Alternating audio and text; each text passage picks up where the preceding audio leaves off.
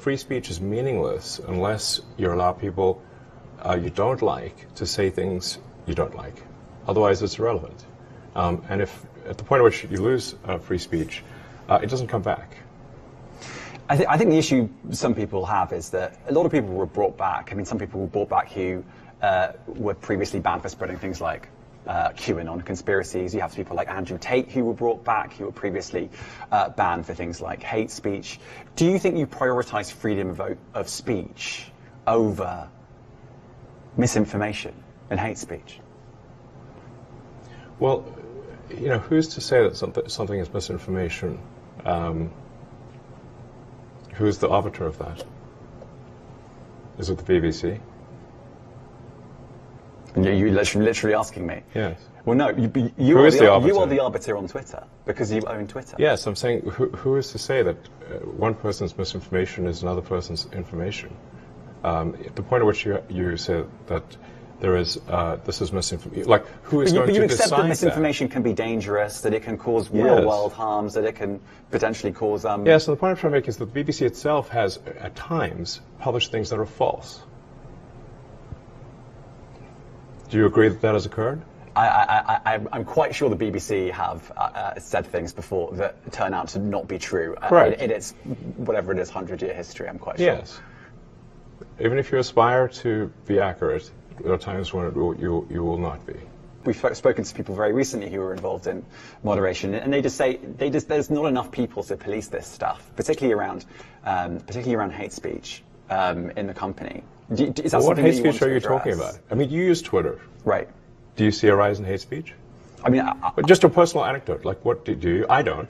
Personally, for you, I would see I get more of that kind of content. Yeah, personally, but I'm not going to talk to the rest of for the rest of Twitter. So you see more hate speech personally?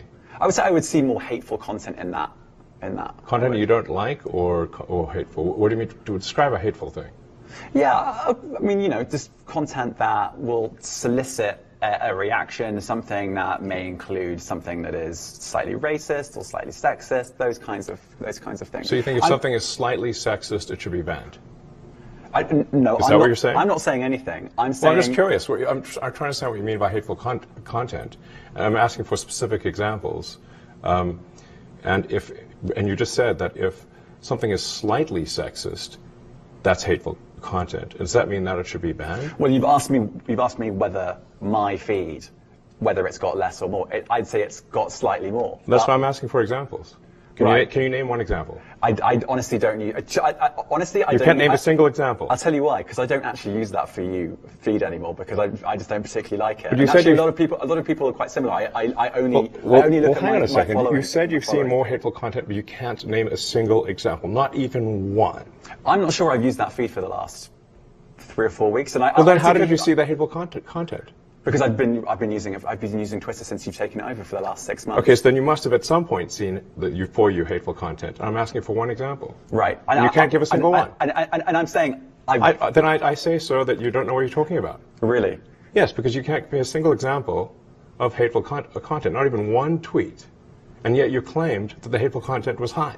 Well, that's false. No, what I claimed... You just lied. What I claimed was there are many organizations that say that kind of information is on the rise. Now, whether it has on my feed or not...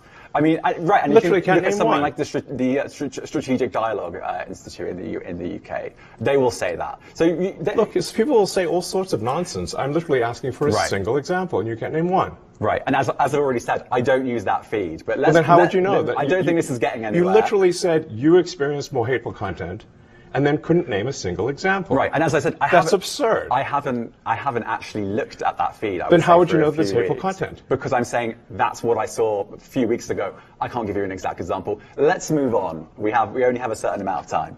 COVID misinformation. You changed the COVID misinformation. Has BBC changed its COVID misinformation? The BBC does not set the rules on Twitter, so I'm asking you. No, I'm talking about the BBC's misinformation about COVID.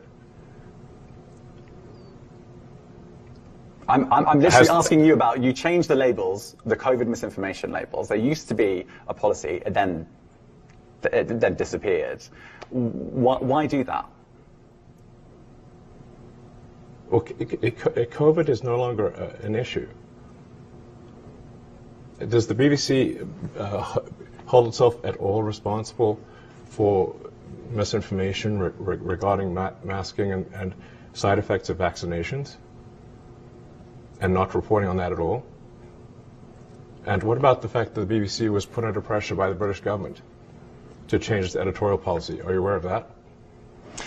This is not an interview about the BBC. Oh, so. You thought it wasn't? I see now why you've done Twitter Spaces. I am not a representative of the BBC's editorial policy. I want to make that clear. Let's talk about something else. You want to talk about the BBC? You too. All right, let's talk about something else. You weren't expecting that.